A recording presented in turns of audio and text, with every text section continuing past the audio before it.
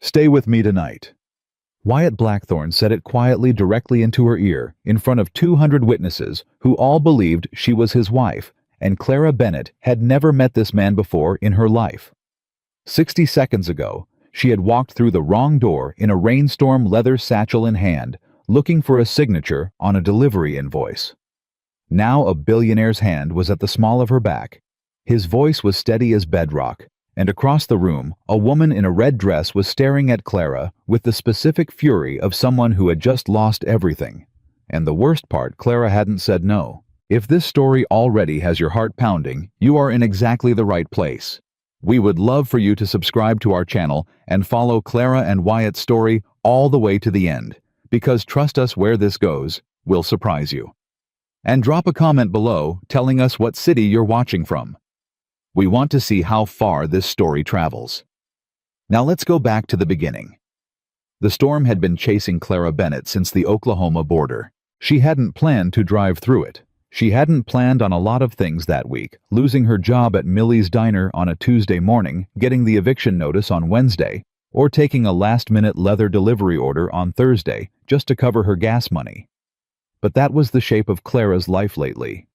One unplanned thing rolling straight into the next faster than she could catch her breath. She was 29 years old, and she drove a 12-year-old pickup truck with a heater that only worked when it felt like it, and she was somewhere outside of Marfa, Texas, following handwritten directions to a place called Blackthorn Ranch that the dispatch sheet described only as private property, large gate, do not arrive unannounced.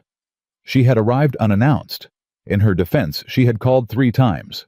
Nobody answered. The gate was open when she got there, and the long gravel road that wound through the darkness toward the main house was lined on both sides with trucks and expensive cars she had no business parking next to. She almost turned around right there.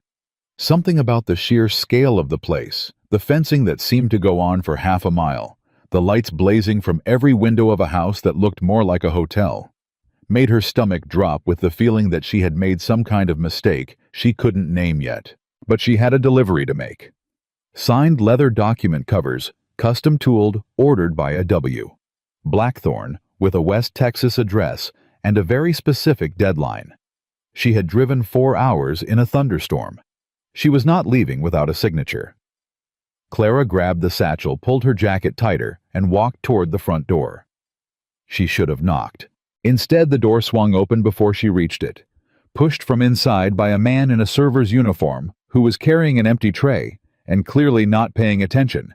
And suddenly Clara was standing in the entry of the most crowded, most expensive-looking room she had ever been inside in her life. Crystal chandeliers, a live string quartet, women in gowns that probably cost more than her truck, men in tailored suits holding glasses of champagne and speaking in the low measured tones of people who had never once worried about making rent. And every single one of them turned to look at her.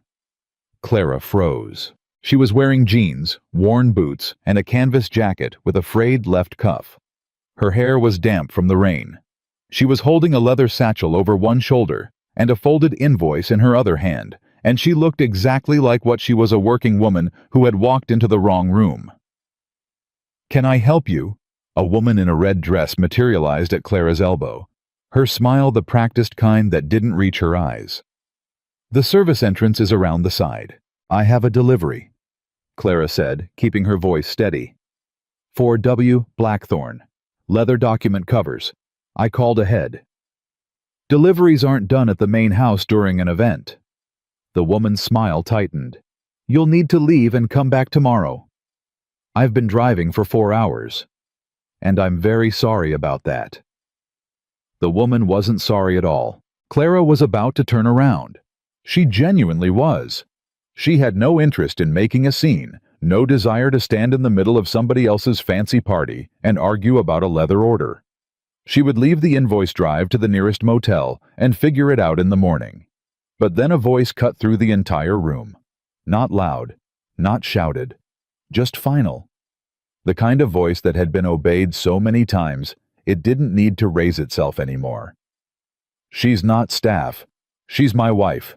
Clara turned toward it on pure instinct, and found herself looking at a man she had never seen before in her life. He was standing at the far end of the room near a long table, and he was tall enough that she could see him clearly, even through the crowd. Late 40s, broad-shouldered dark hair gone silver at the temples, wearing a suit that fit like it had been made specifically for him, which it probably had. His jaw was set. His eyes were fixed on Clara with an expression she couldn't read, calm, certain, and completely deliberately lying. The room had gone absolutely silent. Clara felt something cold move through her that had nothing to do with the rain in her hair. She didn't move. She didn't speak. She just stood there while the man walked toward her through the parted crowd with the unhurried stride of someone who had never once in his life felt the need to rush, and her brain was doing the math very, very fast. He didn't know her. She didn't know him. He had just told 200 people she was his wife. He stopped in front of her. Up close, his eyes were darker than she expected, brown going on black. And the thing she noticed, the thing that caught her completely off guard, was that he looked tired. Not physically, somewhere deeper than that.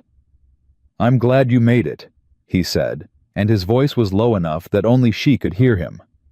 "Play along, please." Just those 3 words. Play along, please. She should have said no. She should have handed him the invoice, asked for his signature, and walked back out into the rain. She had 4 hours of driving ahead of her and exactly $43 in her checking account and absolutely nothing to gain from whatever this man was doing. But she looked at him, really looked at him, and she saw something underneath the controlled surface that she recognized without being able to explain why. Desperation. Not the panicked kind, the quiet kind. The kind a person carries for a long time before it finally shows. "All right," she said. He exhaled once, very slowly. Then he turned back to the room and said in his full voice this time, "She was delayed by the storm coming in from Oklahoma. I apologize for the confusion earlier." He looked at the woman in the red dress. "Savannah, make sure my wife has whatever she needs." Savannah, the woman in red, who was not Clara, suddenly understood the hostess. She was the fiancée. The ex-fiancé, apparently, as of about 45 seconds ago. The look on Savannah Pierce's face could have peeled paint. His name was Wyatt Blackthorne, and by the time Clara had been handed a glass of champagne, she wasn't going to drink and steered toward a quiet corner of the room by a man named Gerald, who appeared to be some kind of ranch manager. She had figured out approximately 3 things. 1, Wyatt Blackthorne owned this land. All of it. The 60,000 acres of West Texas rangeland that spread out in every direction from this house. The cattle operation that was apparently one of the largest in the state. And the name that made every single person in that room either straighten their spine or drop their eyes. 2. The engagement party that had been interrupted by Clara's accidental entrance had been planned for months. Savannah Pierce, daughter of a Dallas oil family, had been all but publicly announced as the next Mrs. Blackthorne. The invitations had gone out. The lawyers had been retained. The deal, because Clara was already understanding that it was a deal as much as an engagement was supposed to be finalized tonight. 3. Whatever had just happened, it hadn't been an impulse. Wyatt Blackthorne did not make impulse decisions. She could tell that from the way he moved through the room for the next hour, greeting every person by name, answering questions she could not hear from this distance, steering conversations with the precision of a man who understood exactly what was at stake and exactly how much he could afford to show. He was the most controlled person she had ever watched operate in a room full of people who all wanted something from him. But he had seen her in the doorway, and he had made a decision in under 5 seconds. That meant the decision had already been made before she walked in. Gerald appeared at her elbow. He was a weathered man in his 60s, lines carved deep around his eyes, and he looked at her with an expression that was not quite apologetic and not quite surprised. "He'll want to speak with you privately," Gerald said quietly, "before the evening ends." "I imagine he will," Clara said. "You're not what I expected." "What did you expect?" Gerald looked at her for a moment. "I'm not sure. Wyatt's not a man who does anything without a reason, but this particular reason—" He stopped, started again. He needed someone tonight. Someone who wasn't connected to any of this. Someone who had nothing to lose from it. I have plenty to lose, Clara said. I drove 4 hours and I still haven't gotten a signature on my invoice. Something shifted in Gerald's face. It might have been the beginning of a smile. He'll take care of that. He'd better. Wyatt found her near the back of the room at 9:30, when the crowd had thinned enough that their conversation could pass for a private moment between a married couple catching up at a party. "Walk with me," he said. She walked with him to a room off the main hallway, a study from the look of it, walls of books and a fireplace, and a desk that probably hadn't been used for anything casual in 20 years. He closed the door. The sound of the party dropped away. "You want an explanation," he said. "I want my invoice signed," Clara said. "But yes, an explanation would also be good. Sit down. I'll stand." Something moved through his eyes at that. Not irritation.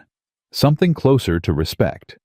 He sat instead in the chair behind the desk and pressed 2 fingers against his jaw, in a gesture that looked like a man choosing his words very carefully. "My grandfather built this ranch," he said. "When he died, he left it to my father with one condition attached, a legacy clause. The Blackthorn name and the ranch would pass to the next generation, but only as long as there was a family to pass it to. No spouse by 45, the land goes into a trust administered by the state of Texas. And you're 44. My birthday is in 6 weeks. Clara was quiet. "The trust isn't the problem," Wyatt continued. "The problem is who controls the trust. There's a corporation, Hadley Energy, that has been buying political influence in this state for the better part of a decade. They want this land. They want the water rights and the mineral deposits underneath it. If this ranch goes into a state trust, I have it on good authority that within 18 months, Hadley will have the legal mechanisms in place to absorb it. And the people who work here, gone. 340 families live and work on this land. If Hadley takes it..." He stopped. "They'll lose everything." Clara thought about the drive-in, the lights on in small houses scattered across the property, the barns she had passed, the sense of a place that was a community, not just a business. "What does Savannah Pierce have to do with this?" she asked. "Our families had an agreement, a business arrangement dressed up as an engagement. She understood what it was. Tonight was supposed to be the formal announcement." He paused. 2 days ago, I found out she's been working with Hadley's legal team, feeding them information about the property boundaries, about my operations." His jaw tightened. "She was never marrying me. She was setting me up to lose." "So you needed someone else," Clara said. "Tonight, before anyone from that party could report back that the engagement was off, and Hadley could accelerate their timeline." "Yes. And you picked me. You walked through the door." "That's not a plan," Clara said. "That's a Hail Mary. It worked. For tonight." She crossed her arms. "What happens tomorrow?" Wyatt looked at her steadily. "That depends on whether you're willing to hear a proposal." Koa. She heard it. It took him 20 minutes to lay out the full shape of it, and Clara stood and listened without interrupting, because interrupting required energy she was saving for the part where she said no. A 1-year contract. Legal, documented, airtight. She would live on the ranch. She would appear with him at the required events, the board meetings, the community functions. She would be, for all public purposes, his wife. In return, the ranch's legal team would handle her existing debts. She would receive a monthly salary that was, by the time Wyatt named the figure, enough to make her very carefully not react. And at the end of 12 months, a quiet, mutually agreed dissolution of the arrangement paperwork, handled, no scandal, no harm done. "You'll have your own quarters," he said. "Complete privacy. I'm not asking for anything personal." "You're asking for everything personal," Clara said. "You're asking me to be a person I'm not." "I'm asking you to be yourself," he said. "The woman who drove 4 hours in a thunderstorm to deliver an order on time is exactly the kind of person who will make this believable. You're not impressed by any of this." He gestured slightly, meaning the house, the land, the money. "I can see it. That's the most convincing thing you've got." Clara looked at him for a long moment. "One rule," she said. "Name it. You don't lie to me. Whatever this arrangement is, whatever's really happening with the ranch, with the legal situation with Hadley, I hear it straight. No managing me. No deciding what I need to know." Wyatt was quiet. "That's the deal," Clara said. "Yes or no?" "Yes," he said. And Clara made the second decision that night, that she would spend a very long time turning over in her mind afterward. "All right," she said. "Show me where I'm sleeping." Bonk. She didn't sleep. She lay in the dark of the guest room, enormous quiet smelling of cedar and something old and clean, and stared at the ceiling and listed every reason this was a terrible idea. She was a stranger in a stranger's house. She had no job, no backup plan, and $43 to her name.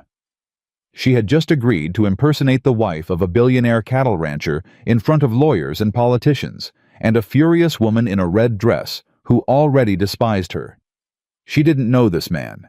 She didn't know his staff.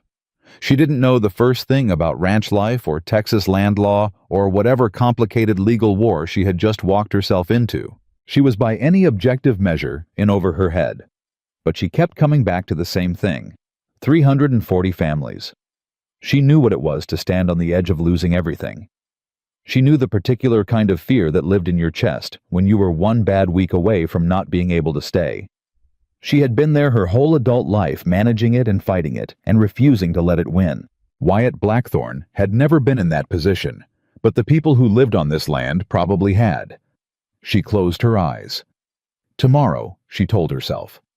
Figure it out tomorrow. She was up before sunrise, not because she heard anything alarming. She just wasn't a person who could lie in a strange bed past 5 a.m. when her mind was running. She found her way to the kitchen and was standing at the counter waiting for a coffee maker to finish when she heard the back door open. Wyatt came in from outside. He was wearing work clothes, worn jeans, a canvas jacket, boots with actual dirt on them, and he was carrying a pair of fence pliers in one hand and a coil of wire in the other, and he stopped when he saw her the same way she stopped when she saw him. A beat of silence. "I thought you'd be asleep," he said. "I thought you'd be." She looked at the pliers. "I don't know. Whatever billionaires do at 5 in the morning. There's a section of east fence that came down in the storm last night." He set the tools on a side table. "Can't leave it. Cattle drift. You fix your own fences." "Always have." He moved to the coffee maker, saw she hadn't touched anything, and pulled down 2 mugs without asking. "You drink it black." "With sugar." He found the sugar, slid a mug across to her, poured his own, and drank half of it standing up in the way of a man who has had exactly this same morning for 30 years. "About last night," he said. "I meant what I said," Clara told him. "If we're doing this, I need straight answers. What haven't you told me yet?" He put his mug down, looked at her. "Savannah's family has already filed a preliminary complaint with the county clerk, challenging the legitimacy of our marriage." Clara felt her stomach tighten. "How we announced it last night." "She's claiming the marriage license doesn't exist, which it doesn't. Yet." He said it without flinching. "We have a window of about 72 hours before that becomes a serious legal problem. My team is working on it. But you should know what you're walking into." 72 hours to get a legal marriage license. "Yes." Clara was quiet for a moment. "When you said legal and documented and airtight, I meant it. The contract between us is real, the protection for you is real, but the marriage itself—" He stopped. "It needs to be real too. On paper, if you're willing." She looked at him, at the fence pliers, at the coffee he had poured for her without being asked. "You went out this morning and fixed a fence," she said. "Before any of this." "The fence needed fixing." "That's what I mean." Clara wrapped both hands around her mug. "Okay, tell me what we need to do." Outside, the first pale light was starting to come over the edge of the land. Wyatt turned toward the window, without thinking. The way a man turns toward something he has watched so many thousand times, it has become a part of him. "First," he said, "you need to meet Gerald officially. He'll be your point of contact for everything on the property. He knows the full situation. He's the only staff member who does. Everyone else sees a marriage. Does he approve? Wyatt was quiet for a moment. Gerald's been on this ranch for 40 years. He'll do what protects it. That wasn't my question. A muscle moved in Wyatt's jaw. No, he admitted. He doesn't approve. He thinks I've made a decision that's going to blow up in ways I haven't thought through. Is he right? Wyatt picked up his fence pliers again. He looked at her once more before he went back toward the door. Probably, he said. But the fence still needs fixing. And he walked back out into the pale morning, leaving Clara standing in his kitchen with a mug of coffee and the strangest, most complicated feeling that she had made the right mistake. She was going to regret this. She knew it in the same way she knew her own name. But somewhere between the rain-soaked drive and the stranger's quiet voice and the 340 families sleeping on 60,000 acres of land that one man was fighting to protect, Clara Bennett had stopped planning to leave. The marriage license was signed on a Friday morning in a county clerk's office 40 miles from the ranch with Gerald as witness and a notary named Patrice, who did not look up from her paperwork once during the entire process. Clara signed her name next to Wyatt's in blue ink and felt the pen in her hand like something heavier than it should have been. Not regret exactly, more like the particular weight of a door closing behind you in a hallway you've never walked before. Wyatt slid the folded copy into his jacket pocket without ceremony and walked out ahead of her. Gerald held the door. "You doing all right?" Gerald asked quietly as they followed Wyatt to the truck. "Ask me in a year," Clara said. Gerald made that sound again, the one that wasn't quite a laugh. She was starting to understand it was the closest he got. The ride back to the ranch was quiet for the first 20 minutes. Wyatt drove the way he did everything else with complete attention and no wasted movement. Clara watched the landscape move past and thought about the stack of debt notices sitting in a shoebox under her bed back in Oklahoma, and the way this morning had cost her nothing and changed everything at the same time. "Savannah's attorney filed a formal inquiry this morning," Wyatt said, without looking away from the road. "County records, verifying the license. And now there's a license to verify. Yes. You planned the timing." "I plan most things. Except me," Clara said. He was quiet for a moment. "Except you." She turned that over. There was something almost honest in it, the admission that she had been the one variable he hadn't calculated. She wasn't sure yet if that made her feel better or worse about the whole arrangement. "What happens at the ranch today?" she asked. "Staff meeting at 9. I'm introducing you formally." He paused. "Most of the household staff have worked here for over a decade. They're loyal to this place, to the families here. You don't need to perform for them. They'll read through it if you try. Just be yourself. Myself is a woman who arrived in a rainstorm with a leather satchel and accidentally became your wife." "Then be that," Wyatt said. "That's more interesting than anything you could rehearse." Clara looked at him. He was still watching the road, but there was something at the corner of his mouth that might have been the ghost of something lighter than his usual expression. She looked away before she could think too much about it. The staff meeting happened in the ranch's main dining room, and there were more people than Clara expected, 12 in total, ranging from a housekeeper named Rosa, who had been on the property since before Wyatt inherited it, to a young ranch hand named Dex, who couldn't have been more than 22 and kept his hat in his hands the whole time. Wyatt introduced Clara simply and without embellishment. He said her name. He said she would be living at the ranch. He said he expected the same professionalism from everyone that had always defined Blackthorn operations. He did not say anything about the marriage being recent. He did not explain, and nobody asked.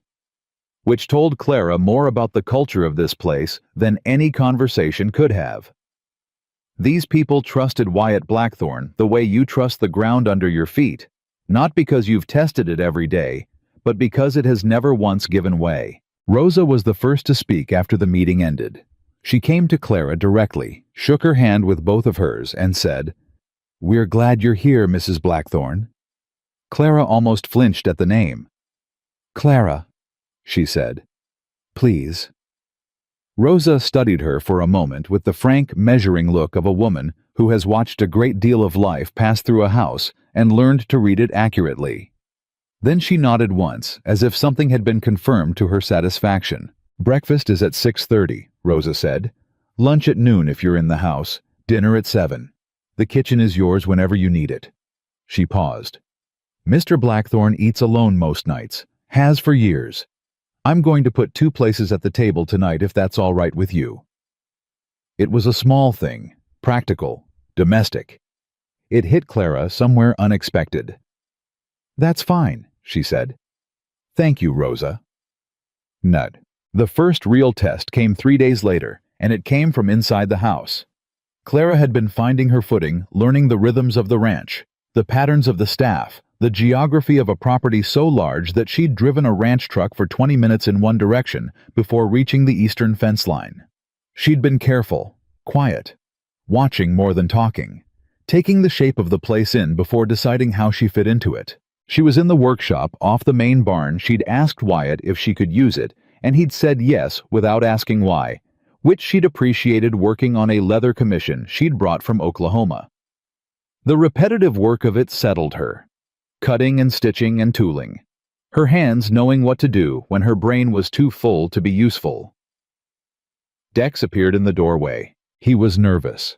She could see it in the way he was standing, hat back in his hands, shifting his weight. He was young enough that he hadn't learned yet how to hide that kind of thing. "I'm sorry to bother you, ma'am," he said. "There's a woman at the east gate. Says she's a journalist. She's been there for about an hour. Gerald says it's not our place to. He said I should ask you, since Mr. Blackthorne is out with the cattle." "What's her name?" "She says it's Lena Marsh, from the Dallas Chronicle." Clara set down her stitching tool. "Did she say what she wants?" "A comment on the marriage." Dex swallowed. "On the circumstances. Savannah." This had Savannah's fingerprints on it, the timing too clean to be coincidence. The engagement party had been 3 days ago. The story would be running somewhere already, fragments of it, the interrupted party, the mystery wife, the engagement that had evaporated overnight. And now, someone was at the gate trying to pull the thread. "Tell Gerald to give her the ranch's standard press statement," Clara said calmly. "No comment on private family matters. If she's still there in an hour, call the sheriff's non-emergency line and report a trespass." Dex blinked. "Yes, ma'am." "And Dex." He stopped. "Don't come to me before you come to Gerald next time. He runs this property. I'm still learning the layout." Something shifted in his face. Respect, maybe, of the kind that's earned by someone not overreaching. "Yes, ma'am," he said again, and this time he meant it differently. Clara picked up her stitching tool and went back to work. Her hands were steady. The rest of her was doing rapid calculations about Lena Marsh and Savannah Pierce, and how much of the last 3 days had already been documented by someone who wanted Wyatt to lose. When Wyatt came in from the cattle lines that evening, Clara was at the kitchen table with a cup of tea and a legal pad covered in her own handwriting. He stopped when he saw it. "What's that?" he asked. "A list of every public event you have in the next 60 days. I got it from your assistant Marjorie. I hope that's all right." Clara turned the pad toward him. "If we're doing this correctly, we need to establish a pattern. Consistent appearances. A timeline that holds up if anyone goes looking for it. We need to have met before the party. We need a story." Wyatt looked at the list, then at her. "You've been busy," he said. "The journalist at your east gate gave me a deadline to work against." His jaw tightened. "I heard about that. You handled it well."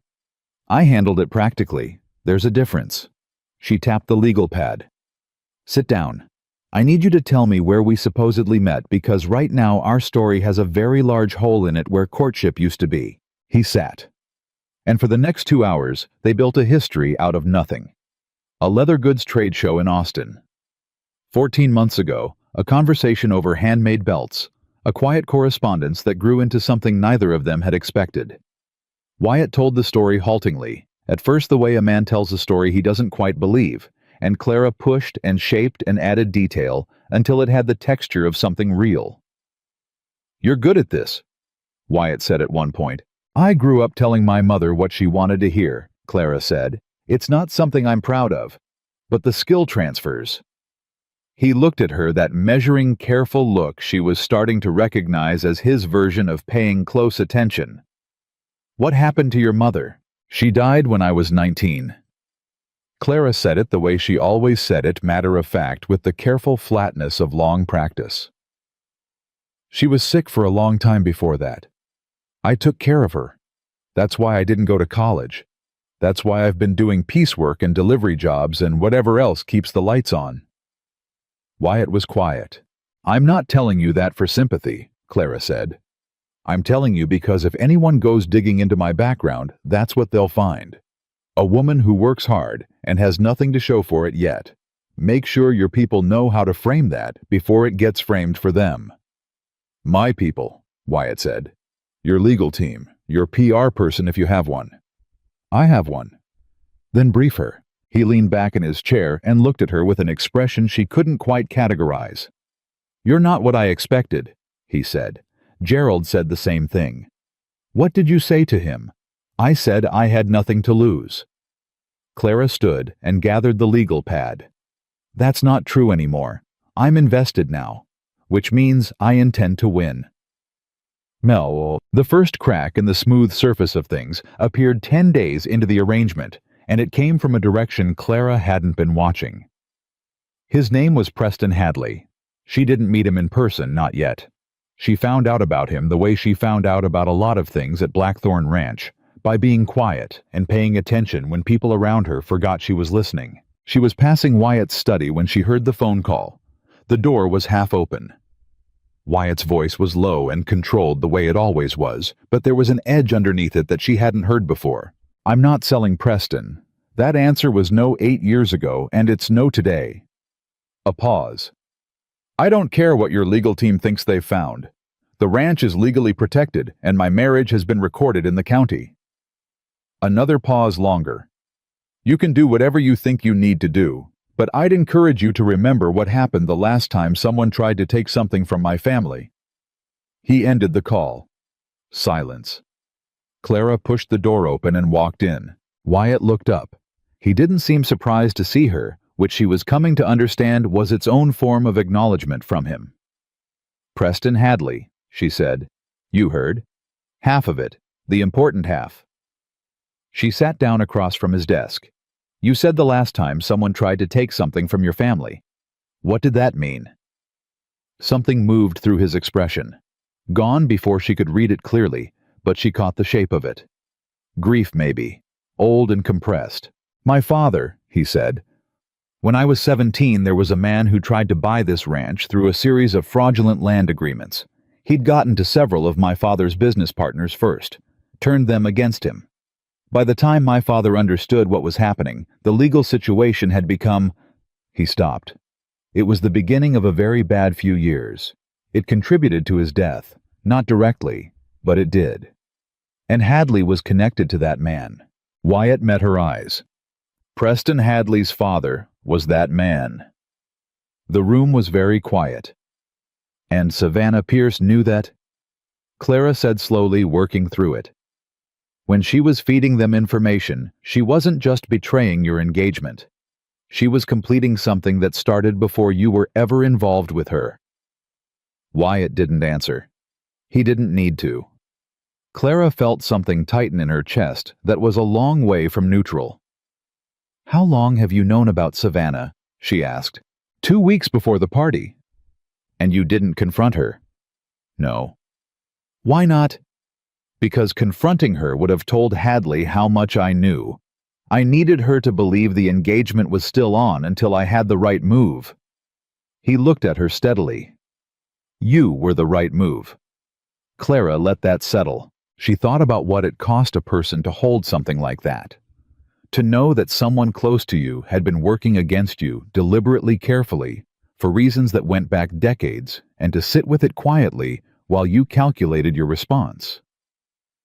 She had thought Wyatt's control was coldness. She was starting to understand it was a different thing entirely. It was the discipline of a man who had learned very young that panic was a luxury he couldn't afford. "There's something you're still not telling me," she said. He held her gaze. "What makes you say that?" "Because every time we get to a certain point in a conversation, you stop." Clara leaned forward slightly. "I don't mean you change the subject. I mean you make a decision to stop. You're a very deliberate man. When you stop talking, it's a choice." Silence stretched between them, long enough that she thought he wasn't going to answer. "The legacy clause," he finally said. "I told you about the condition on the inheritance. No spouse by 45, the land goes into a trust." "Yes." He paused. "What I didn't tell you is the second part of the clause." Clara waited. "If the marriage is proven fraudulent, if any court finds grounds to void it, the ranch doesn't go into the state trust. It goes directly to auction." His voice was completely flat. "Careful. There's no recovery period, no appeal window. Hadley would have the financial resources to buy it within 48 hours. The air in the room changed. "So if Savannah's attorney proves what we're doing," Clara started, "the ranch goes, the families go. Everything my father and grandfather built goes." Wyatt looked at her with eyes that were very steady and very tired at the same time. "I should have told you that before you signed the license. I know that."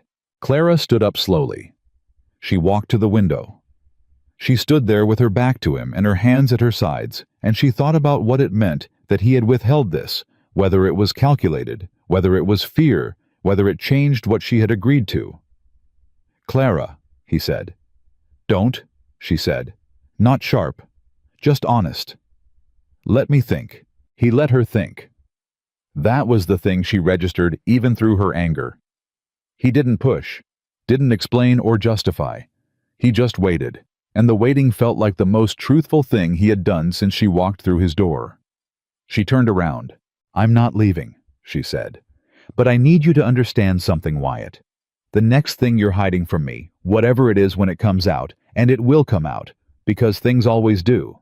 If I find out about it from someone other than you, this is done.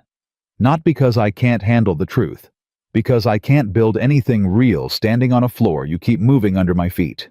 He looked at her for a long moment. "Understood," he said, and then quieter. "There's nothing else."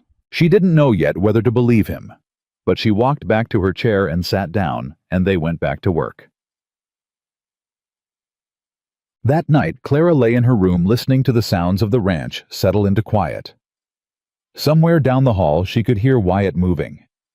The particular sound of a man who doesn't sleep as much as he should, footsteps, the low creak of the study door, silence. She had been so certain when she arrived that this situation was temporary, a problem to be solved and left behind.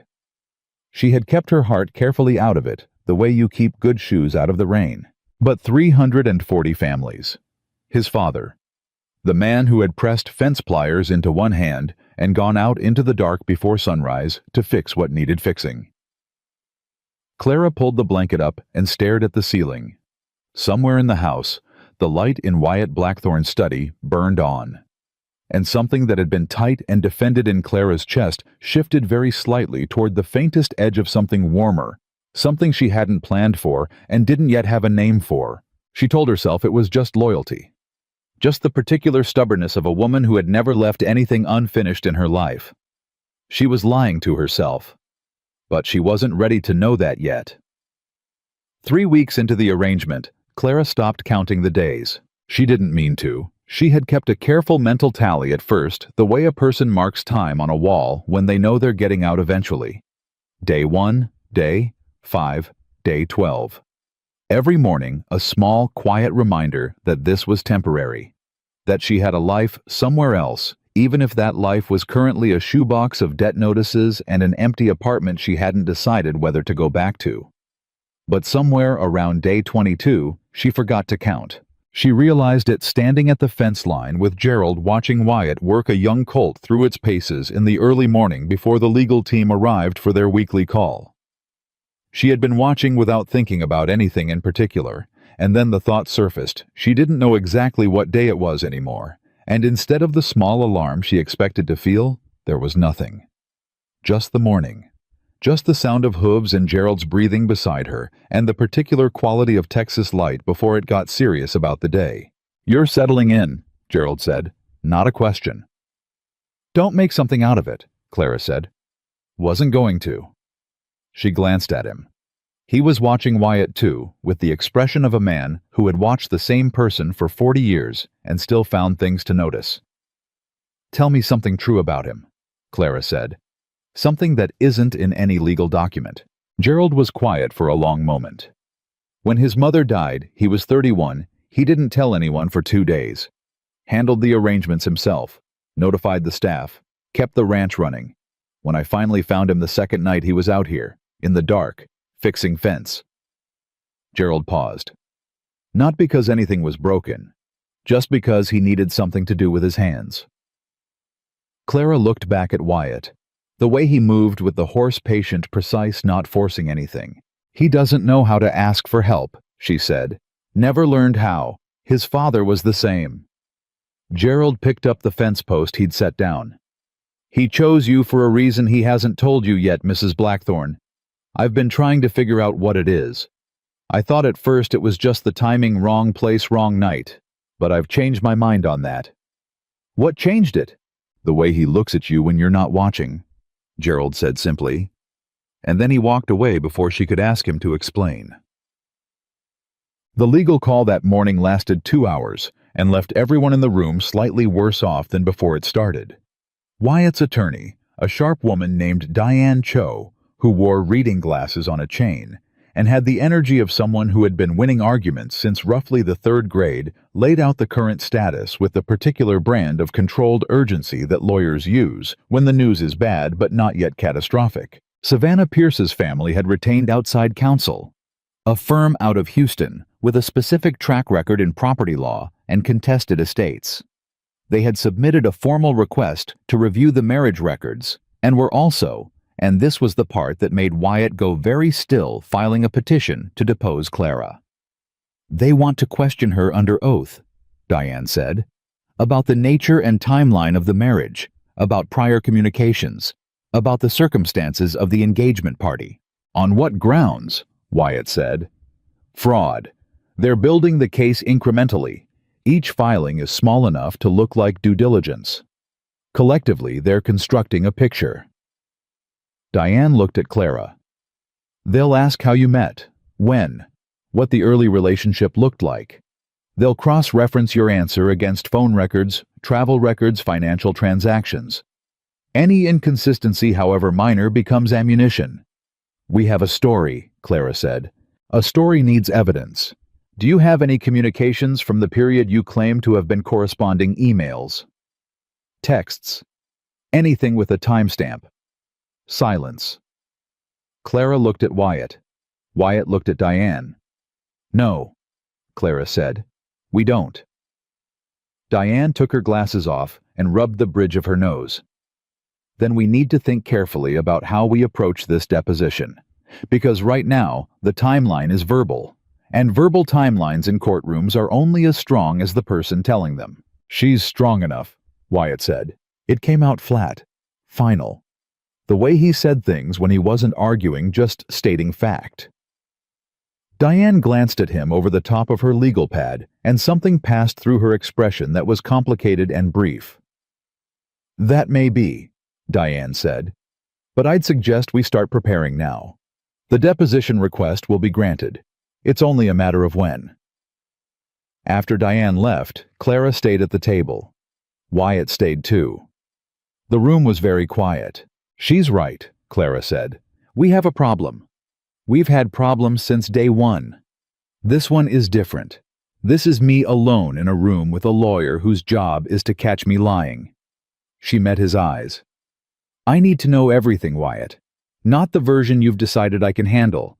Every detail about how we're supposed to have met, every date, every conversation. I need to know it so well that it doesn't feel like a story anymore. It feels like a memory." "That's going to take time. Then we'd better start now." He looked at her for a moment. Then he said, "I went to the Austin Leather Goods show in March of last year. That part is true. I did go. I can document it." He paused. If you were there, I wasn't.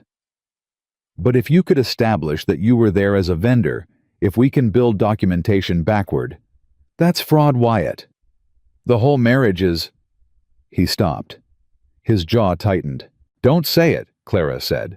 Don't finish that sentence, because the moment we start telling ourselves what we're doing is fine, we lose the thread. We need to be clear about what this is, and handle it as carefully as it deserves. He was quiet for a beat. Then, you're right. I know I am. She stood up. Get me your phone. Why? Because I'm going to call the trade show organizers in Austin and find out if they have any vendor openings they'd have forgotten about from 14 months ago. Small operations sometimes don't document every booth sale. It's a long shot. But a real long shot beats a fake document every time in court. She held her hand out. He looked at her hand. Then he took his phone from his pocket and placed it in her palm. You've done this before, he said. Not an accusation, just the recognition of someone watching a skill he didn't expect. Survived before, Clara corrected. That's all this is. She got lucky with the Austin trade show, and she wasn't too proud to admit it. The organizer, a cheerful man named Barry, who ran the event out of a shared office in East Austin, and kept his records in a filing system that could charitably be described as creative confirmed after a 20-minute conversation that yes, there had been a vendor cancellation in March of last year, and yes, a small leather goods operation would have been exactly the kind of replacement vendor he'd have taken without much paperwork. And no, he didn't suppose he'd have the documentation either way. Clara thanked him warmly, hung up. Told Wyatt they had a plausible gap in the record that didn't require fabrication, just the absence of disproof. Wyatt studied her for a moment. How much of your life has been surviving in gaps like that? All of it, Clara said. It's less dramatic than it sounds. You just learn to move through the space that exists instead of wishing for different space. Something shifted in his face at that. She didn't examine it too closely. What she was examining very carefully and not talking about was the growing awareness that she looked forward to these conversations. The problem-solving ones, the planning ones, even the tense, difficult ones where they pressed against each other's limits and neither one would give ground easily. She looked forward to them in the way you look forward to a thing that has become familiar. That has started to feel like yours. That was the word that frightened her. Yours. She pushed it away and went back to work. The invite for the Texas Landowners Gala arrived on a Thursday, and by Thursday evening, half the county seemed to know about it. The gala was the kind of event that looked like charity and functioned like politics. Every significant property owner in West Texas, every elected official who owed anybody anything, and this year Diane called to warn them before the invitation even arrived, Preston Hadley had taken a table. He's going to be in the same room, Wyatt said. He was standing at the kitchen counter, and his voice had the quality of a man recalibrating something internal. We knew he would be eventually, Clara said. She was at the table working on her leather order. Her hand stayed steady. What does it change? Nothing in the plan. Then act like it changes nothing. She looked up. How long has it been since you've seen him in person? 8 years. Does he rattle you? Wyatt's jaw tightened. No. Good, because he's going to try. Clara set down her tool. He's not coming to that gala to have dinner, Wyatt. He's coming to perform. He wants an audience to watch him put pressure on you, which means our job is to give him nothing to perform against. And how do we do that? We go in looking like exactly what we're supposed to be. Settled, sure. Two people who've been building something together and have no particular anxiety about anything Hadley has to say. She paused. Can you do that? He looked at her. Can you? I walked into a ballroom full of strangers 3 weeks ago and convinced half of them I was your wife in 20 minutes, Clara said. Yes, I can do that. Something moved through his expression, quick and warm, and gone before it fully formed. But she caught it. We'll need to be ready for anything, he said. He'll have done research on you, on your background, on everything he can use. Let him. Clara picked up her tool again. There's nothing in my background that I'm ashamed of. She found the informant on a Tuesday, and she found him by accident, the way most truly significant discoveries happen. She had been looking for a shipping receipt in the ranch's filing room, a document Diane needed for the deposition preparation, when she pulled the wrong folder and found instead a series of printed emails. The header on each one was stripped. The sender's address was redacted with black marker, the old-fashioned kind applied by hand. But the content was detailed. Operational. Information about cattle schedules, water rights assessments, the specific legal language in Wyatt's inheritance clause, information that only someone inside the ranch would know. Clara stood very still for a moment. Then she put the folder back exactly as she'd found it and went to find Gerald. She didn't go to Wyatt. Not yet. She didn't fully know why. Instinct, maybe. The sense that whatever this was needed to be understood before it was confronted, and that Gerald, who had been watching this ranch for 40 years, was the right person to help her understand it. She found him in the equipment barn. She told him what she'd found. She described the folder, the location, the content of the emails. Gerald's face went through several things in about 4 seconds. Surprise was one of them. Then something harder, sadder. "How long have you known?" Clara asked. "I suspected," he said. 3 weeks. Maybe 4. "Who is it?" Gerald was quiet for a long moment. The kind of quiet that costs something. "Marjorie," he said. "Wyatt's assistant." Clara closed her eyes briefly. Marjorie, who had given her the event calendar. Marjorie, who had access to every schedule, every legal communication, every operational detail on the property. Marjorie, who had been Wyatt's assistant for 11 years. "She was close to Savannah," Gerald said. "They were friends or something like it. When the engagement ended, I think—" He stopped. "I don't think it was money. I think Marjorie genuinely believed Savannah was supposed to be here, that what Wyatt did was wrong, and she found a way to act on that belief." "She's been burning down the house," Clara said quietly, "because she decided who should live in it." Gerald nodded. His face looked like it was carrying something very heavy. "We have to tell Wyatt," Clara said. "Yes. Tonight." "Yes." She found Wyatt in his study at 9 o'clock. She closed the door. She told him. She watched his face go through the same sequence Gerald's had, but faster and with more control over the outside of it, which made the inside somehow more visible. He didn't say anything for a long time. 11 years, he finally said. "I know. She was at my mother's funeral." His voice was flat, not angry, something further down than anger. "Wyatt, don't." He stood up, walked to the window, stood with his back to her. "Give me a minute." She gave him the minute. She sat in the chair across from his desk and waited and thought about what it costs a person to be betrayed by someone who has been trusted for more than a decade.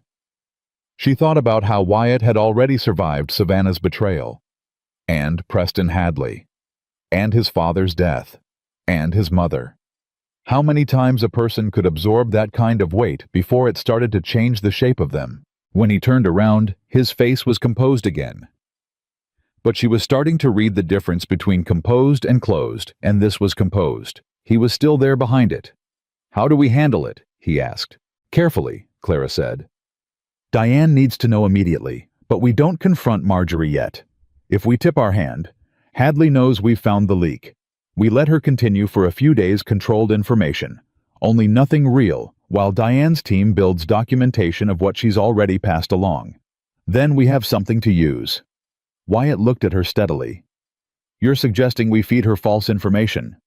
"I'm suggesting we use the door she opened before we close it." "Yes. That's—" He stopped. "Ruthless," Clara said. "You built a 60,000-acre cattle operation in West Texas. Don't tell me Ruthless is a problem for you." Something crossed his face. Not quite a smile, the outline of one. "No," he said. "It's not." "Good. Call Diane." He reached for his phone, then stopped, looked at her. "Clara." What? Thank you. It came out without any of the usual control around it. Just the word, plain and direct. For finding it. For bringing it to Gerald first, not coming in here with it before you understood what you had. He paused. That was thoughtful. She looked at him. At the tiredness she was getting to know and the steadiness underneath it, and the thing that kept her awake some nights now because she didn't have a clean name for it. Call Diane, she said again, but this time, her voice was quieter. The next 6 days were the most carefully orchestrated of Clara's life. Diane moved with the quiet efficiency of a surgeon. A controlled set of false operational details, a manufactured timeline for a water rights filing, a non-existent legal deadline filtered through Marjorie's access. 2 days later, Diane's contact at the county clerk's office confirmed that someone had inquired about the same non-existent filing.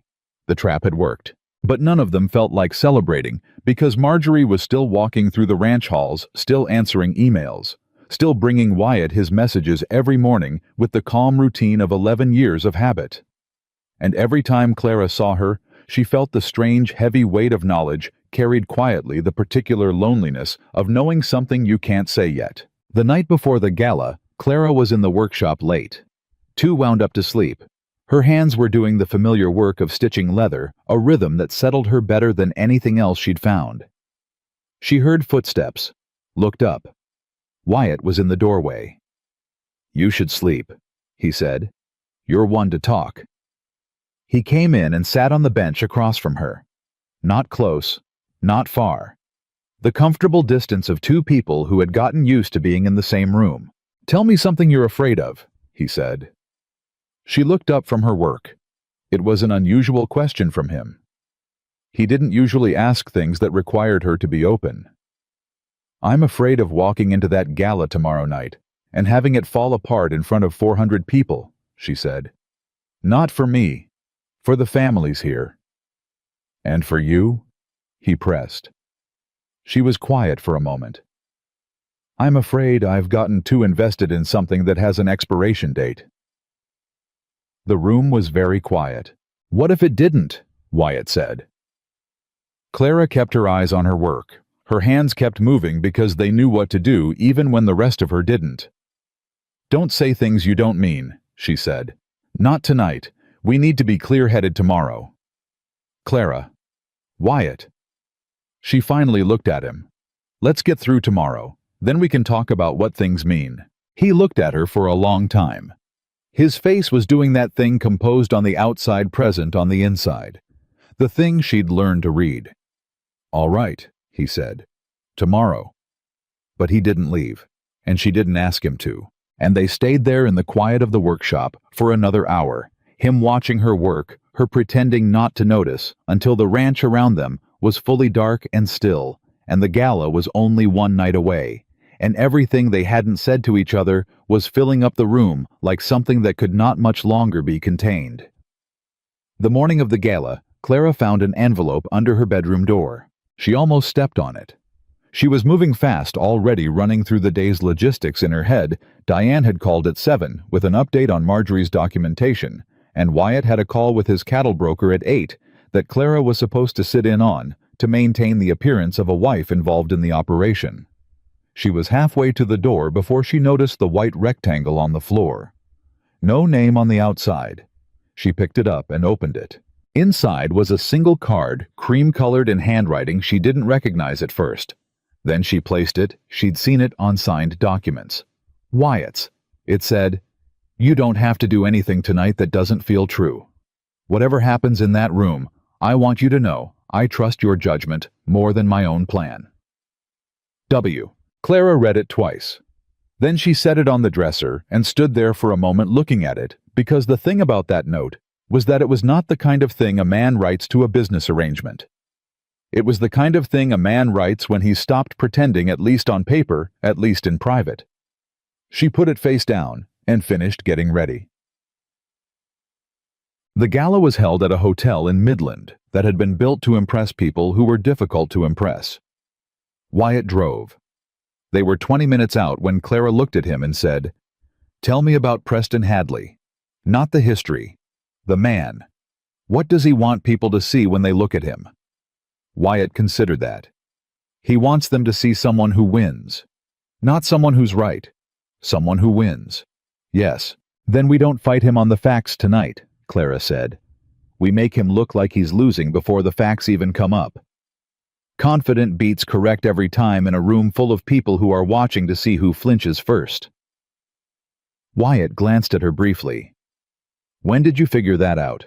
When I was 17 and my mother's landlord came to the door demanding 2 months of back rent, and I answered it because she was too sick to get up. Clara kept her voice even. I didn't have the money. I didn't have an argument. But I stood in that doorway like I did, and I spoke to him like the delay was a courtesy I was extending and not a crisis I was managing. He left and came back in 2 weeks. Wyatt was quiet for a moment. Did you have the money by then? No, but I'd had 2 weeks to find a different solution. He didn't say anything else, but something settled in his jaw, not tension, the opposite.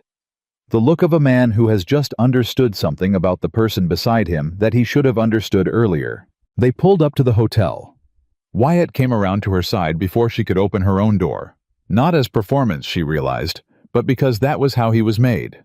Whatever else he was not a man who made small courtesies only when he was being watched. She took his arm. They walked in. Preston Hadley was already in the room.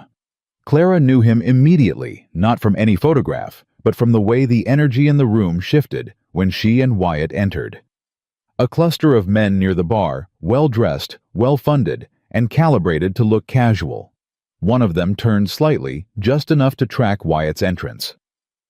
Early 60s. Silver-haired. The particular posture of a man who had decided 30 years ago that every room he walked into already belonged to him. He raised his glass very slightly in Wyatt's direction. Wyatt didn't react. He turned to speak to a county commissioner on their left and gave the man his full attention, and Clara watched Preston Hadley register the deliberate non-acknowledgement and recalibrate. Good, she said quietly, for Wyatt's ears only. Don't compliment me yet, Wyatt said through his professional smile. We haven't made it to dinner. They made it to dinner. The first 2 hours were a careful, sustained exercise in normalcy, moving through the room conversation by conversation, Clara matching Wyatt's rhythm so precisely that by the third introduction she stopped thinking about it. She answered questions about the ranch with specific details she'd spent 3 weeks absorbing. She let people talk about their own land operations, and listened well, because good listening was the most effective social tool she'd ever found, and it cost nothing. Twice she felt Hadley's people watching her. Once, a woman in the Hadley group approached with the careful friendliness of a reconnaissance mission and asked Clara how she'd found the transition to ranch life. Clara said honestly that she'd found it clarifying which was true, and that the scale of what the Blackthorn operation protected was something she hadn't fully understood from the outside, which was also true. The woman smiled and retreated with nothing useful. Clara caught Wyatt watching her from across the table. He looked away when she did. Then the CEO of Hadley Energy stood up. Preston Hadley did not tap his glass. He simply rose and the room adjusted to him the way rooms adjust to men who have practiced commanding them for decades. He gave a short speech: land stewardship, Texas heritage, the importance of responsible development for future generations. It was smooth. It was well rehearsed. Every third sentence landed a glancing blow in Wyatt's direction, each one deniable as anything other than a general statement about the region. Clara kept her face pleasant and her eyes forward. Under the table, her hand found Wyatt's arm and rested there, not gripping, just present. A reminder. He didn't move, but she felt the breath he took. Then Preston Hadley looked directly at their table and smiled and said, "Of course, Blackthorn Ranch has always been an institution in this county. We wish the family every continued success, whatever form that family ultimately takes." The implication hit the room like a stone dropped in still water. Ripples of glances. A low murmur that was not quite polite enough. Whatever form that family ultimately takes. An elderly rancher to Clara's left leaned slightly toward his wife. Two of Hadley's associates watched Wyatt with the concentrated attention of people waiting for a tell. Wyatt set down his fork. Clara spoke first.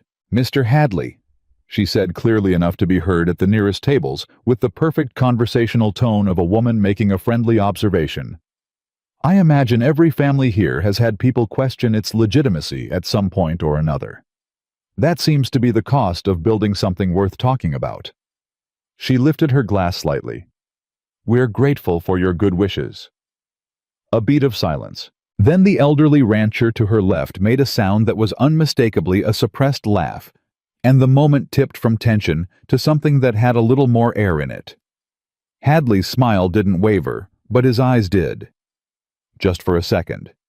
Reassessment. Recalibration. Wyatt did not look at Clara. But his hand moved under the table and covered hers briefly and completely, and then released. They had almost made it through the evening when Hadley's attorney made his move. His name was Garrett Cole. Clara had seen him in Diane's notes, a Houston litigator, with a reputation for being effective in rooms that weren't courtrooms. He was approximately 45 fit, and had the specific social confidence of someone who had been expensive for long enough that he'd stopped remembering what it felt like not to be. He appeared at their table during the period between dinner and speeches, when the room was fluid and the noise level gave conversations a kind of cover. He sat without being invited. "Mrs. Blackthorne," he said pleasantly. "I've been looking forward to meeting you. Garrett Cole. I represent some of the Hadley interests in the county." "I know who you are," Clara said. "Then I'll save the pleasantries." He folded his hands on the table, friendly, lethal. "I wanted to offer you something this evening before this goes further in court. Mr. Hadley is a reasonable man. If you were to provide a sworn statement clarifying the actual nature of your relationship with Mr. Blackthorne, voluntary, honest, protected, the interests you're carrying for him would be transferred to you directly, not the ranch. The legal complications would simply—" He turned his hand over. "Disappear." The table had gone quiet. Not the whole room, just their immediate radius. Clara looked at him steadily. "You're asking me to testify against my husband." "I'm asking you to protect yourself," Cole said. "A woman in your financial position, from your background, you have more to lose from this than you might realize. When this unravels, and it will, you want to be on the right side of it." "My background," Clara said. "The debt, the job history, the fact that 6 weeks ago you were 3 weeks from eviction on an apartment in Oklahoma." He said it pleasantly, conversationally, like facts about the weather. "You deserve better than being caught in the middle of a legal war that isn't yours." Clara felt Wyatt go absolutely still beside her. She looked at Cole without blinking. "Here's what I know about men like you," she said. "You've done enough research to know where I came from, but you didn't do enough to understand what that means." She set her glass down precisely. "I've been broke, Mr. Cole. I've been in debt. I've been evicted. I've eaten rice 3 nights in a row because that's what was in the cabinet. And not once in my life, not once did I take the easier path when it meant turning on someone who trusted me." She held his eyes. "Tell Mr. Hadley I said thank you for the offer, and no." Cole's pleasantness went somewhere cold. "You're making a mistake," he said.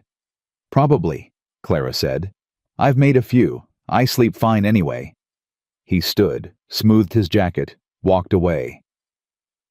Wyatt said nothing for 30 seconds. Then quietly, so only she heard, "Are you all right?" "Better than all right," Clara said. But her hands under the table were shaking slightly. She pressed them flat against her thighs and breathed. It was Savannah who broke the surface of the evening, and she did it in front of everyone. She had been there all along. Clara had clocked her an hour in moving through the room with the careful navigation of a woman who has been here before and knows the exits. Savannah Pierce, in a dress the color of deep water, watching Clara the way a person watches something they've decided to destroy. She moved to the center of the room between the dinner course and the formal remarks, a moment when the attention of the room was naturally unfocused, and she said loudly enough to carry Wyatt, "Not Mrs. Blackthorne. not an introduction. His name from the back of a shared history stripped of pretense. Wyatt turned. "I want to say something," Savannah said in front of everyone here who has known this family for decades. Her voice was controlled. She had rehearsed this. "The woman sitting at your table has been deceiving every person in this room. There is no real marriage. There was no courtship. She was a stranger 6 weeks ago, and she is a stranger tonight. And I think the people in this county who have supported the Blackthorn name for generations deserve to know the truth." The room went very quiet. Garrett Cole hadn't done this. This was Savannah's own decision.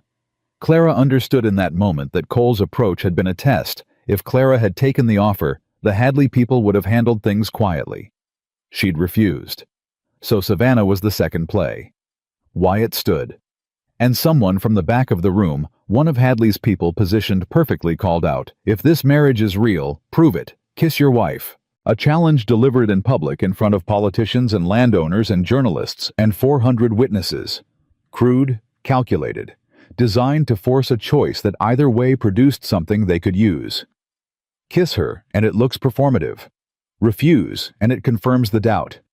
Clara looked at Wyatt.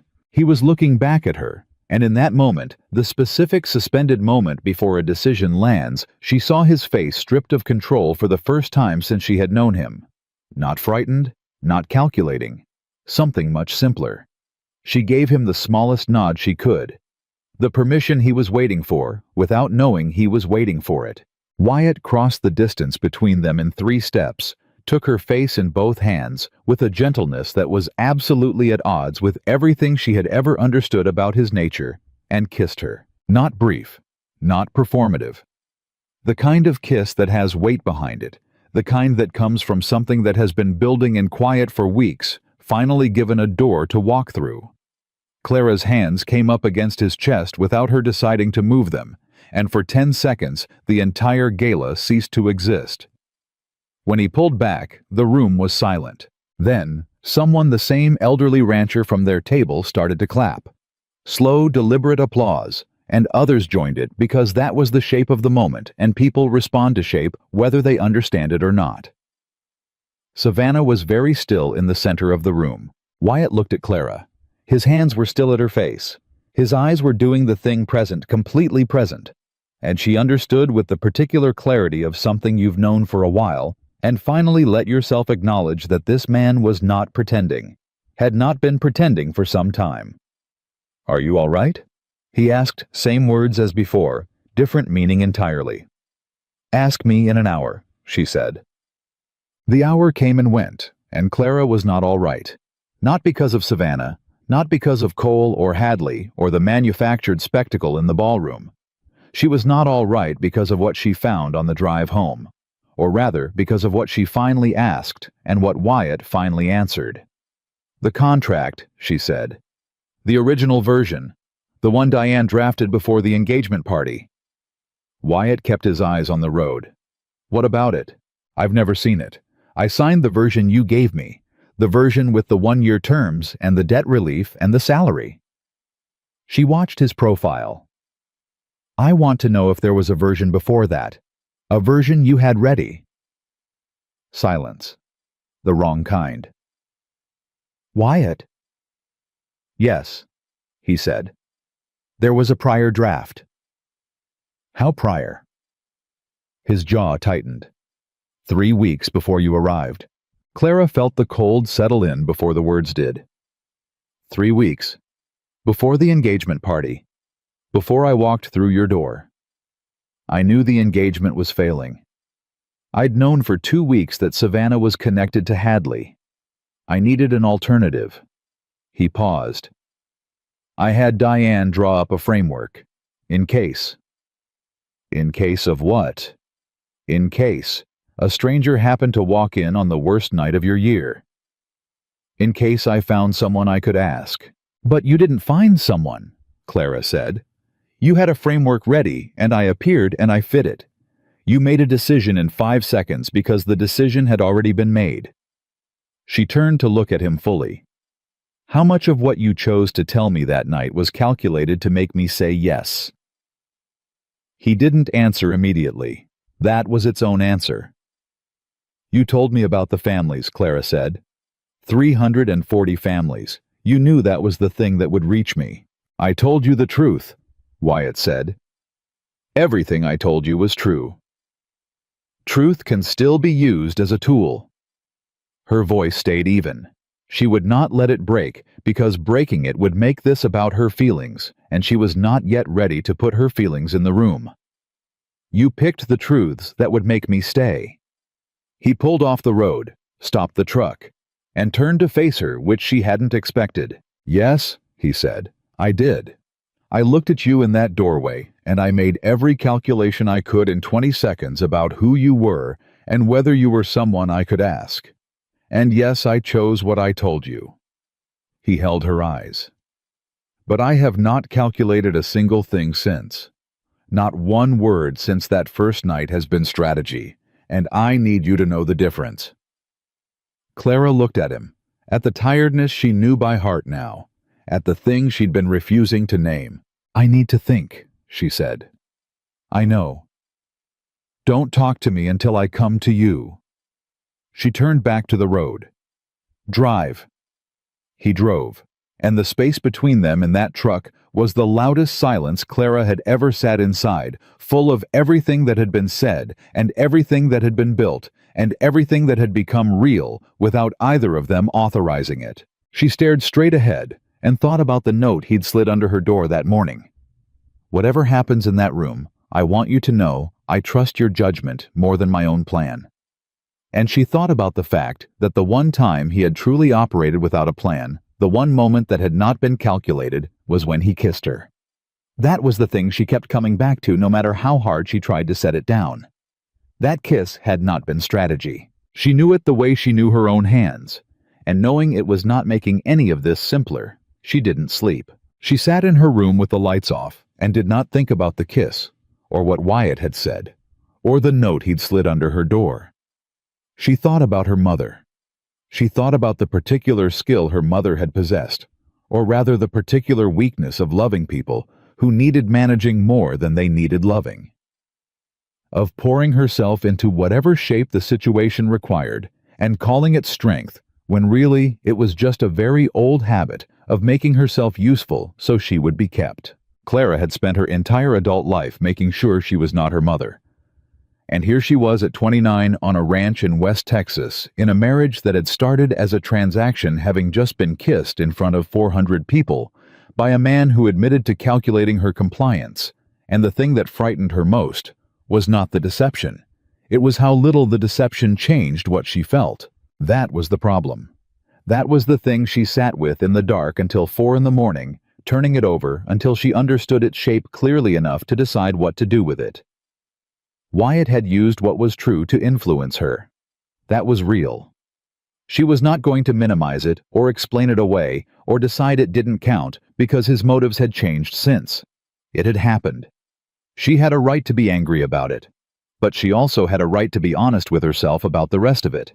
The fence pliers at 5 in the morning, Rosa setting 2 places at the table, Gerald's voice saying the way he looks at you when you're not watching, 340 families who got up every morning because Wyatt Blackthorne got up first. The note. Whatever happens in that room, I trust your judgment more than my own plan. The kiss that had not been strategy.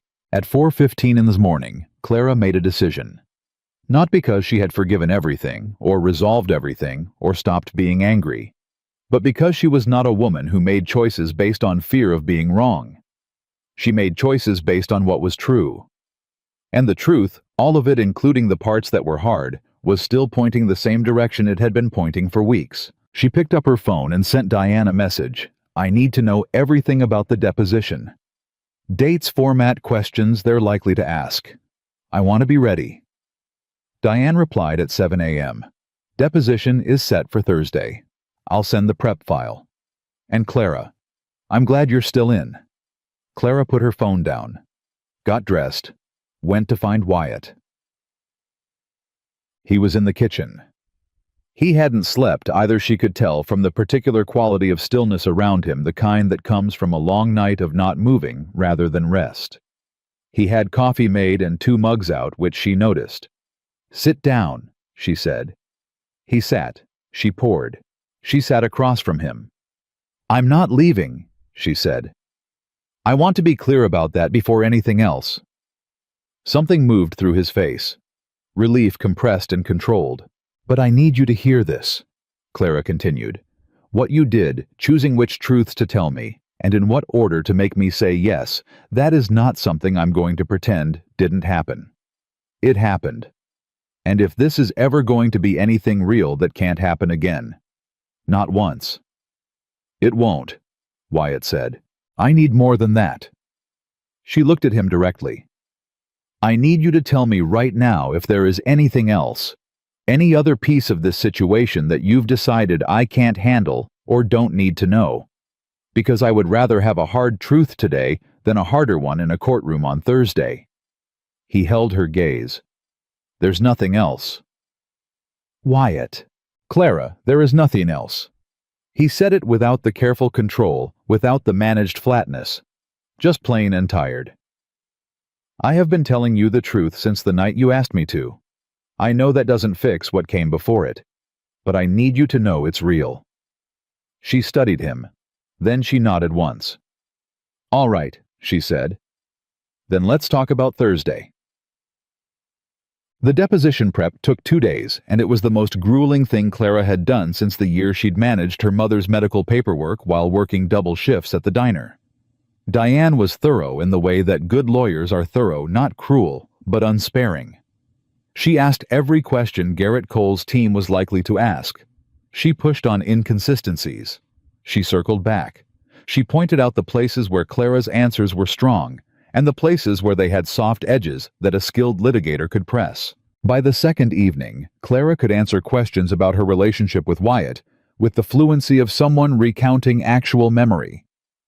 Not because she was lying. Because she was finally allowing herself to include the real things. The fence pliers. The coffee. The workshop. The particular way he moved through a room when he thought nobody was watching him. The things that were true, but that she had been keeping in a separate category, marked not relevant. "That," Diane said, watching her. "Do that in the deposition. Everything you just told me, that's what a real marriage sounds like. Not the timeline, not the trade show, the fence pliers at 5 in the morning." "That's not evidence," Clara said. "It is," Diane said. "It's the best kind. It's specific. It's unsentimental. It's the kind of detail a person remembers about someone they've been paying attention to." She paused. "You have been paying attention." Clara didn't answer that. The deposition was held in a conference room in Midland on a Thursday morning that was bright and cold in the particular way of West Texas in early winter. Garrett Cole was across the table, his associate, a court reporter, Diane on Clara's side. Wyatt was not allowed in the room. Cole was good. She had expected him to be good, and he was anyway. He moved through the early questions with the patience of a man who had done this many times, building rapport, establishing a baseline, making the setting feel almost casual before the floor dropped out. He asked about the trade show. Clara answered precisely and without elaboration. He asked about their early communication. Clara described what was real, the leather order, the phone calls that Wyatt had made, the correspondence that had led to the delivery. She told the truth about all of it without volunteering anything that wasn't asked. Then Cole leaned forward slightly. "Mrs. Blackthorne, were you in a romantic relationship with my client's former fiancé's business associate at any point in the last 3 years?" Diane's pen stopped. Clara looked at Cole evenly. "I don't know who your client's former fiancé's business associates are." "Let me be more specific." He slid a photograph across the table. "Do you recognize this man?" Clara looked at the photograph. A man she had never seen in her life. "No," she said. "He claims to have met you at a bar in Oklahoma City in February of last year. Then he's either lying or he's confusing me with someone else. He has a photograph. Then show it to me." Cole slid a second photograph across. Clara looked at it. A woman from behind dark hair at a bar. Completely unidentifiable. "That's not a photograph of me," she said calmly. "It's a photograph of someone's back." Cole held her eyes. "You're very composed, Mrs. Blackthorne. I'm answering your questions accurately, Mr. Cole. You can call that composed if you'd like." He tried 4 more angles. She did not break on any of them. Not because she was performing, but because the answers were true. And truth has a texture that is difficult to shake if you're not trying to remember a lie.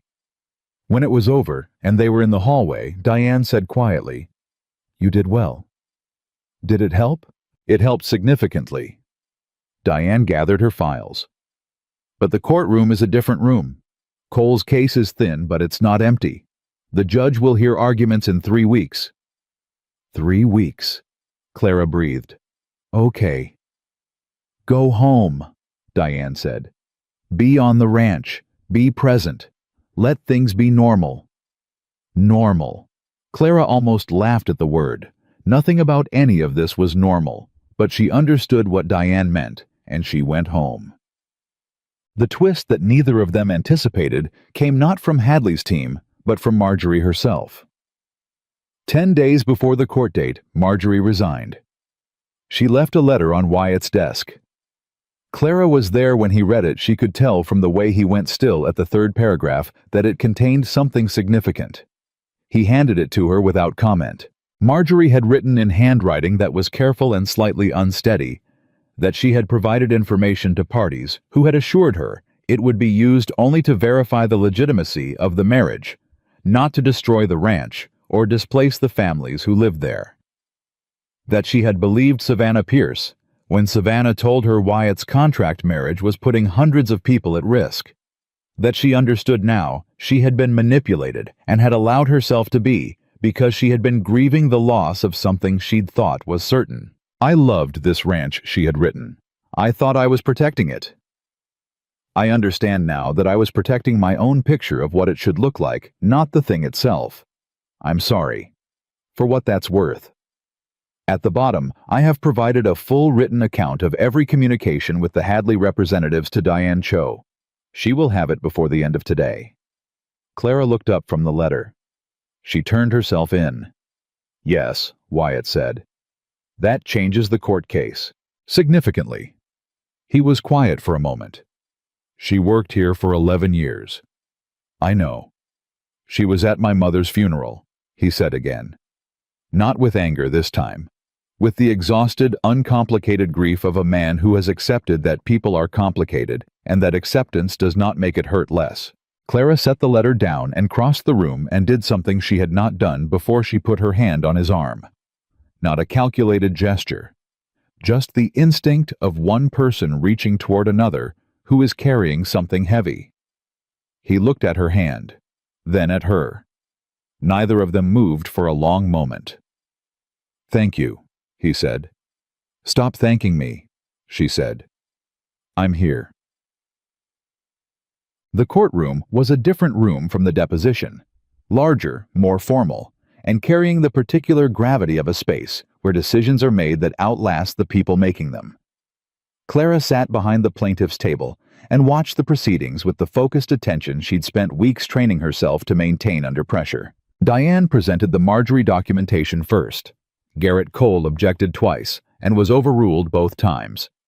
The judge, a compact woman in her 60s named Harriet Vance, who had the expression of someone who had stopped being impressed by expensive lawyers approximately 15 years ago, read every page with careful attention. Cole's case went forward anyway. Witnesses about timeline inconsistencies. A forensic accountant analyzing the financial terms of the marriage contract in ways designed to make it look transactional rather than personal. A statement from Savannah Pierce read into the record claiming the engagement party had been a deliberate performance designed to cover a fraud. It was well built. Clara would give Cole that much. He had done his work. Then Diane called Wyatt to the stand, and Wyatt Blackthorne did something that Clara had never in 6 weeks seen him do. He stopped managing the story. The judge asked him directly, "Mr. Blackthorne, did this marriage begin as a contractual arrangement?" And Wyatt said, "Yes." The room shifted.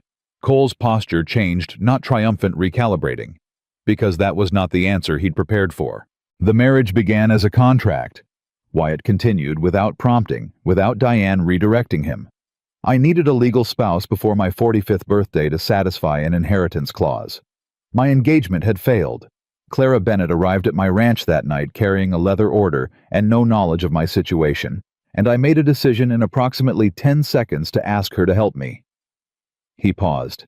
Everything I have told you is true. The contract was real. The arrangement was real. And somewhere in the middle of that arrangement, something happened that I did not plan for and would not have known how to plan for. Judge Vance looked at him. And what was that? Wyatt looked across the courtroom. Not at the judge, at Clara. She became the only home I've ever known, he said. The room was quiet. The kind of quiet that is not empty, but full of the particular human response to something spoken plainly that cost the speaker something to say. Clara's throat tightened. She looked back at him and did not look away. Diane called Clara to the stand next. Cole's cross-examination was careful and pointed, and Clara answered every question with the clarity she had built in that conference room. Specific, true, unsentimental. He pressed on the contract. She agreed the contract existed. He pressed on the financial terms. She confirmed them. He pressed on whether she had ever been in love with Wyatt Blackthorne prior to the marriage. Prior to the marriage, Clara said no. I hadn't met him. And now? Diane started to object. Clara spoke first. Now, she said, I can tell you what I know about him. Not what the contract says, not what the financial terms are, what I actually know. She looked at the judge, not at Cole. I know he wakes before sunrise to fix fences that his employees would fix if he asked them to, because he believes the land is his responsibility. I know he has been quietly paying the medical bills of ranch workers for years without telling anyone, including the workers. I know he ate dinner alone in a house built for a family for God knows how many years, because he had decided that love made a man vulnerable in ways he couldn't afford. She paused. I know what it looks like when someone is lonely for a very long time and has become so proficient at managing it that they've forgotten it's a choice. She met Cole's eyes directly. You can call that a contract if you want to. I call it two people who found each other by accident and were honest enough to stay. The courtroom was silent. Judge Vance looked at Clara for a long moment. Then she made a note on her pad and said, Thank you, Mrs. Blackthorne. You may step down. Judge Vance ruled the following afternoon. The marriage was legally valid. The documentation was sound. The Marjorie communications demonstrated that the primary challenge to the marriage's legitimacy had been built on a deliberate campaign of misinformation by the Hadley interests. The ranch's legal status stood. The inheritance clause was satisfied. Hadley Energy's petition was dismissed. Garrett Cole shook hands with Diane, with the expression of a man who had expected to lose and was managing it professionally. Preston Hadley was not in the room for the ruling. Clara noticed that, and understood it. He was not a man who attended his own failures. Outside the courthouse in the cold winter air, Gerald was waiting by the truck. He looked at Wyatt, looked at Clara, and then he reached out and shook Clara's hand with both of his, the same gesture Rosa had used on Clara's first morning, the gesture of this place welcoming someone in. You done good, Gerald said. We did good, Clara said. He almost smiled, more than usual. Check. The months that followed had the quiet texture of things settling into their rightful shape. Marjorie's written account was filed as part of the county's investigation into the Hadley interests' conduct. 3 of their representatives faced separate legal proceedings. Savannah Pierce returned to Dallas and gave no further statements. The ranch continued the cattle, the fences, the 5 a.m. mornings. The 340 families going about the work of their lives on 60,000 acres of West Texas land that was still firmly theirs. Clara set up her leather business in the workshop off the main barn. Rosa brought her coffee every morning without being asked. Dex stopped holding his hat so nervously when he came to ask her things. The ranch absorbed her the way it absorbed everything useful, quietly, practically, without ceremony. and Wyatt changed in ways that were small and specific and impossible to reduce to a summary. He laughed more. Not often he was still fundamentally a serious man, and she loved that about him, but when something struck him genuinely, the laugh came all the way out now, unmanaged. He slept more. He ate dinner with people instead of alone. He stopped talking about the ranch's future in the third person, as if it were something separate from him that he was merely custodian of, and started saying we without thinking about it. He stopped eating breakfast before she was up and started waiting. One night, deep in winter, Clara was in the workshop past 9. She had an order due, a set of hand-tooled leather journals for a gallery in Santa Fe, and she'd lost track of time the way she did when the work was going well. The ranch was quiet, the kind of quiet that isn't empty. She heard footsteps she knew. She did not look up. Wyatt came in and sat across from her on the bench, the same way he had that night before the gala, when everything was about to break open. She registered the echo of it without saying anything. He watched her work. She let him. After a while he said, "The contract expires in 3 weeks." She kept stitching. "I know. I've been thinking about what comes after." And he was quiet for a moment. "I'd like to know what you want," he said. "Not what makes sense, not what's practical, what you actually want." Clara set down her tool, looked at him. In 6 weeks, plus several months of knowing this man, she had watched him negotiate with lawyers, manage a ranch operation of significant complexity, face down a generational enemy, and stand in a courtroom and tell the truth at the cost of his own narrative control. She had watched him fix fences in the dark, and pour her coffee without asking how she took it, and slide a note under her door that said he trusted her judgment more than his own plan. She had been so careful not to need anything from him that she had almost missed what was already true. "I want to stay," she said. He looked at her. "On the ranch." "With you," Clara said. "On the ranch, yes, but with you. Not because of the contract, not because of the debt relief or the salary or any of the original terms." She held his eyes. "Because this is where I want to be, and you are who I want to be here with, and I'm done pretending those two things are separate." The workshop was very quiet. Wyatt moved from the bench to beside her, and he kneeled down the way a man kneels when he doesn't have anything left to protect. No strategy, no control, just the plain fact of what he feels. "Stay with me tonight," he said, softly. No crowd, no performance, no legal necessity behind it. Just a man who had spent 44 years building walls and had spent the last several months watching this woman walk through every one of them like they were nothing. Not for a contract, not for the ranch, for me. Clara looked at him, at the tiredness she knew by heart, at the steadiness underneath it, at the man who fixed fences before sunrise and paid medical bills quietly and had stood in a courtroom and told the truth, even when the truth could have broken him. She reached out and put her hand against his face, the same way he had put his hands on her face in that ballroom, and she said, "Wyatt, I never planned to leave." And that was the whole truth of it. Not the version Clara had been managing, or the version she'd kept at a careful distance, but the real one, the one that had been true for weeks before she allowed herself to say it out loud. She had not planned to leave. Not really.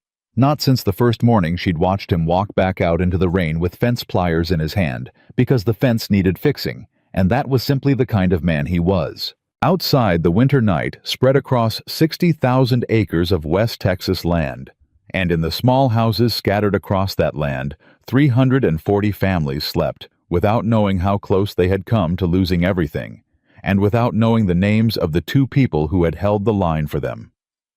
Inside the workshop, Wyatt Blackthorne, the ruthless cattle king who had lived by one rule for 20 years, finally understood that the rule had never protected him at all. Love had not made him weak.